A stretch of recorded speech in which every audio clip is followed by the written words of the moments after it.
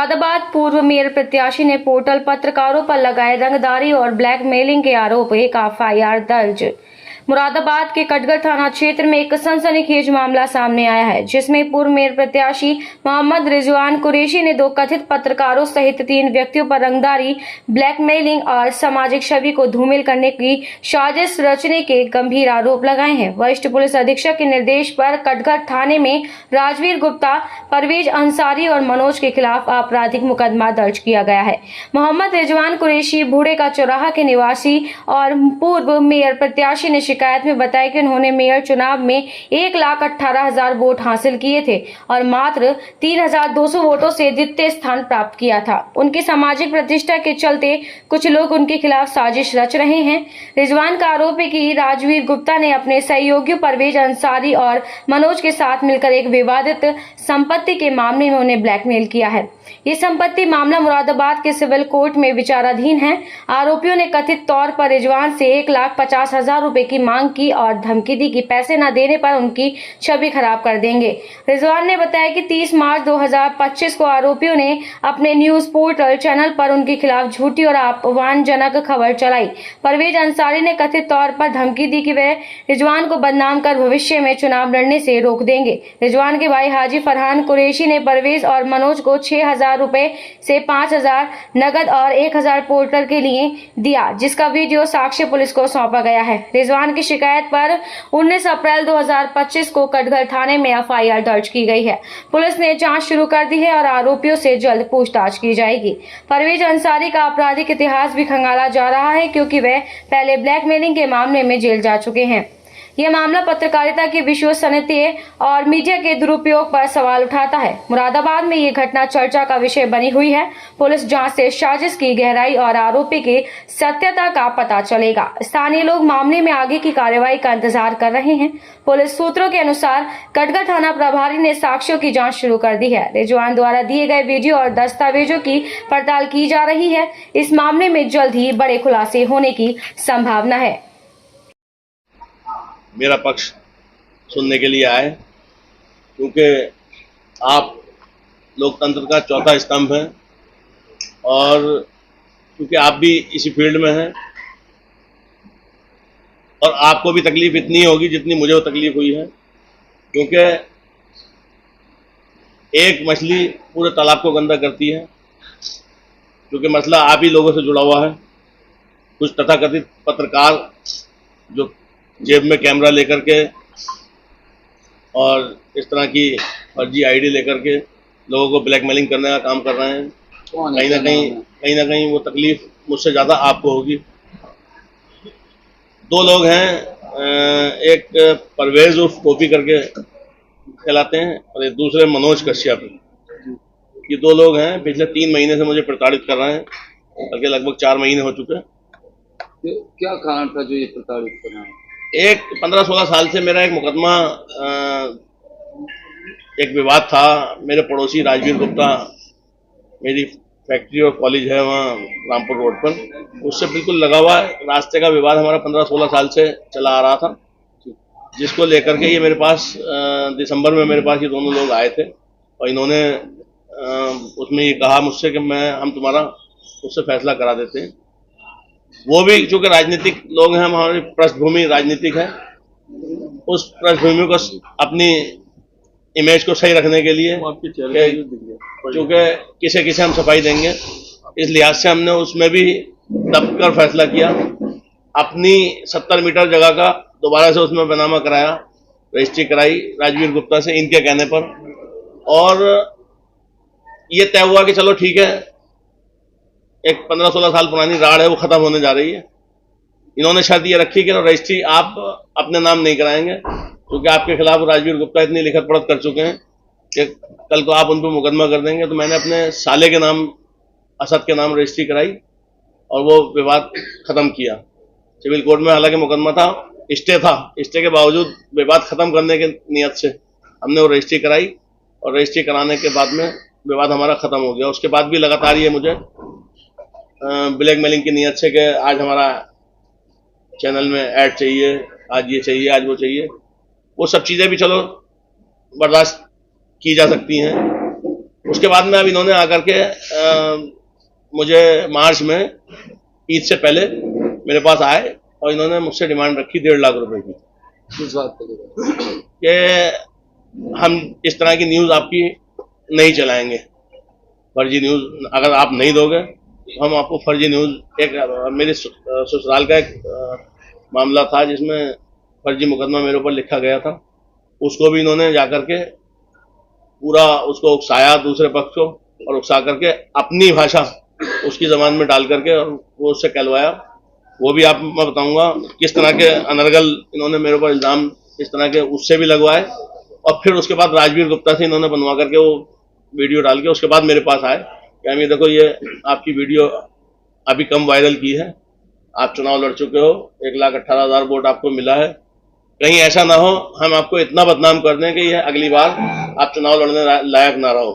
बहरहाल बहुत सारी चीजें थी, बहुत सारी बातें ये करते रहे, लगातार आते रहे।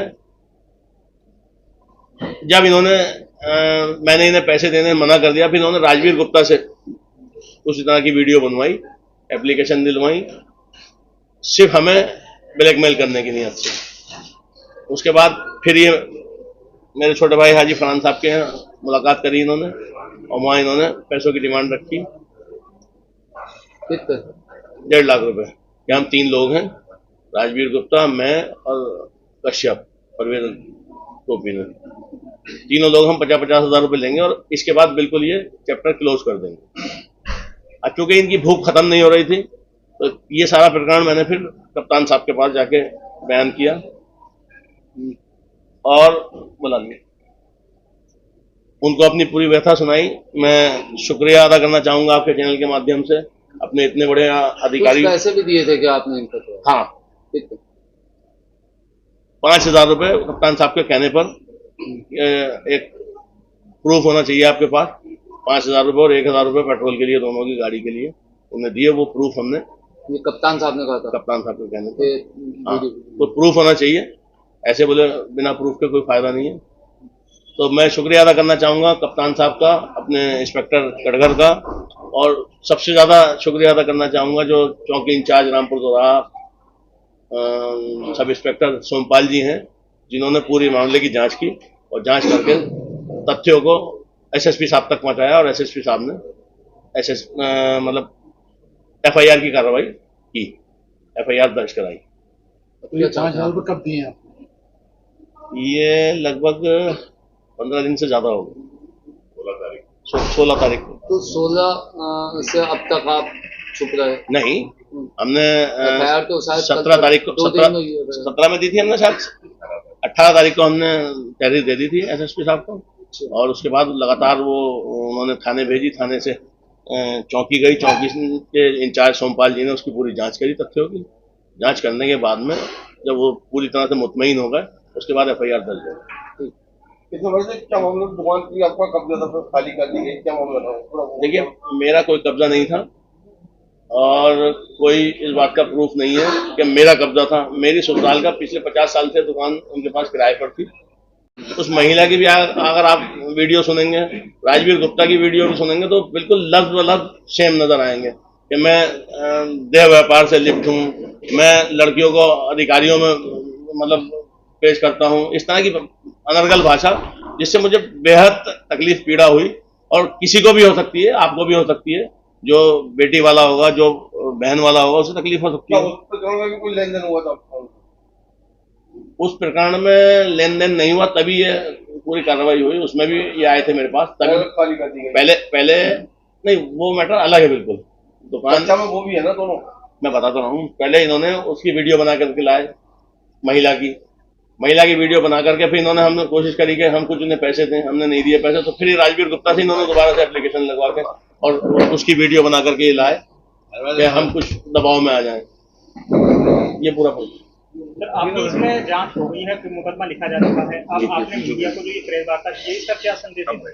इसका ही संदेश देना चाहता हूँ, कम से कम जैसे आप जैसे साफ छवि के पत्रकार, मेरे जैसे साफ छवि के नेता, कम से कम जनता के सामने उनकी सच्चाई आनी चाहिए, और आप लोगों की भी जिम्मेदारी मुझसे ज्यादा बनती है, क्योंकि ये मामला आप ही लोगों से जुड़ा हुआ है, या आपसे ना कह करके जो तथाकथित पत्रकार कह सकता हूं, क्योंकि वो मैंने उनसे बात करके ये महसूस करा कि शायद उन्हें ABCD भी नहीं आती। अगर आप उनसे बात करेंगे और किस तरह के पत्रकार हैं कि उन्हें उनका तलफ़ुज़ भी ऐसा है, मतलब बोलचाल भी, जबान भी ऐसी है कि आप ये महसूस ही नहीं करोगे कि किस तरह से पत्रकार हो सकते हैं। तो ऐसे लोगों को चिन्हित करना पड़ेगा। आप लोगों की भी जिम्मेदारी ऐसे लोगों को चिन्हित करके इनका बाइकआउट किया जाए, इनका बहिष्कार किया जाए कि इस तरह के लोग आपके इस प्रोफेशन में नहीं रहे। एक बार फिर से बता कि क्या क्या नाम उन लोगों का? परवेज और टोपी और मनोज कश्यप। इन पर लिखे हुए मुझे मेरी जानकारी में आया, रात में मेरे पास एक महिला का फोन आया कल शहीद चौराहे से कि उससे भी 20,000 रुपए की डिमांड कर रहे हैं। पता नहीं किस तरह की मिलेगी। कौन कौन का था? कौन कौन डिमांड करता था महिला से? परवेज और मनोज दोनों, ये जोड़ी बनी हुई है। अच्छा, यहाँ भी डाका डालना है, साथ में दोनों इकट्ठे होकर के डाका डालना है। मेरे पास कुछ इनके पुराने भी मुकदमे आए हैं। मुकदमा अपराध संख्या 381/54, धारा 307 IPC, ये परवेज पर लिखा हुआ है। मुकदमा अपराध संख्या 8/98, धारा 147, 148, 149, 307 IPC। ये सब ऐसी धाराएं हैं, आप समझ सकते हो। मुकदमा अपराध संख्या 590/2000, धारा 307, 336, मतलब क्रिमिनल धाराएं सारी। और मुकदमा अपराध संख्या 4/2005, धारा 147, 353, 332, 506, 427 IPC। इसके अलावा एक मुकदमा अभी 2022 का रिसेंटली थाना सिविल लाइन से किसी महिला दरोगा को रंगदारी मांगने पर जेल भी गए थे, वो भी मेरे सामने आया है। तो इस तरह के लोगों को, मुझसे ज़्यादा आपकी जिम्मेदारी कहीं ना कहीं बनती है कि इस तरह के लोगों का सामाजिक बहिष्कार होना चाहिए, और आपके प्रोफेशन से तो खासतौर पर बहिष्कार होना चाहिए। क्योंकि मुझे पीड़ा इस बात की है कि मेरे जैसे साफ छवि के व्यक्ति के खिलाफ इन्होंने अगर ऐसा किया है तो ये किस तरह से लोगों को परेशान कर रहे होंगे, मुरादाबाद के कितने लोग इनसे परेशान होंगे, इस बात का अंदाज़ा आप मुझसे ज़्यादा बेहतर लगा सकते हैं। तो आपकी जिम्मेदारी भी बनती है कि आप ऐसे लोगों का अपने प्रोफेशन से कम बहिष्कार करें, और इन्हें कहीं भी इस तरह की प्रेस कॉन्फ्रेंस वगैरह में घुसने तक नहीं। तो उसमें ये प्रेस कॉन्फ्रेंस वार्ता की गई आज। यहाँ पर आए हुए सभी पत्रकार बंधु, इलेक्ट्रॉनिक मीडिया, सभी सम्मानित हिंदुस्तान के चौथे स्तंभ, ये पीड़ित परिवार से संबंधित ये प्रेस रखी है। मैं आपके माध्यम से ये बात ही कहना चाहता हूँ कि जब ये प्रकरण हुआ था तो कुछ पत्रकार बंधु मेरे पास आए थे, उन्होंने ये वीडियो दिखा के मुझसे उन्होंने सवाल पूछा। कौन पत्रकार बंधु? जो नाम, मैं उनका नाम नहीं बताऊंगा आपको, ठीक है? वो ही पत्रकार बंधु तो नहीं, वो नहीं थे, उनके अलावा थे।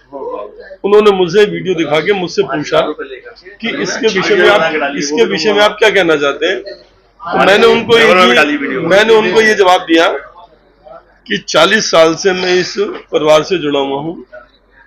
शिक्षक संस्थान के ऊपर जो उन्होंने गलत आरोप लगाए हैं, मैं उनका सिरे से खंडन करता हूं। ये परिवार ऐसा नहीं है। क्यों ऐसा इनके ऊपर ऐसा वो लगाया आरोप? कोई आपका राजनीतिक मुकदमा बनता है, कोई सरकार के खिलाफ हो, वो कोई नहीं, लेकिन इस प्रकार से किसी को दिमाग से पीड़ित करना ये अच्छी बात नहीं। सारे पत्रकार, सारे इलेक्ट्रॉनिक मीडिया एक जैसे नहीं होते। जैसे उंगलियां ये 10 हैं, कोई छोटी है कोई बड़ी है, हो सकता है वो एक दो उसके अंदर गलत हो, तो आप उन गलत भाइयों का आपको बहिष्कार करना चाहिए। एक मछली पूरे तालाब को गंदा करती है। मेरी आपके माध्यम से ये बात है कि इनके ऊपर जो दाग लगा है, जो दाग लगाने की कोशिश करी है, वो गलत है, और ये पूरा का पूरा परिवार इस चीज से पीड़ित है। और कभी कभी ऐसा हो जाता है जब आदमी दिमाग से पीड़ित हो जाता है, तो घर से मतलब उस घर वाले पीड़ित होते हैं, तो उससे कारोबार की भी उससे नुकसानी होती है, घर में भी परेशानी आ जाती है, और जिसके घर में बहू और बेटियां हों उसके ऊपर ऐसा गलत आरोप लगा, वो गलत कार्रवाई होनी चाहिए, बिल्कुल होनी चाहिए। जो इन्होंने अगर कुछ दिया है तो 1 महीना 1.5 महीने की जांच के बाद अगर उन्होंने ये किया है तो सारा सत्य इनके सामने आया है, तो इन्होंने ये कार्रवाई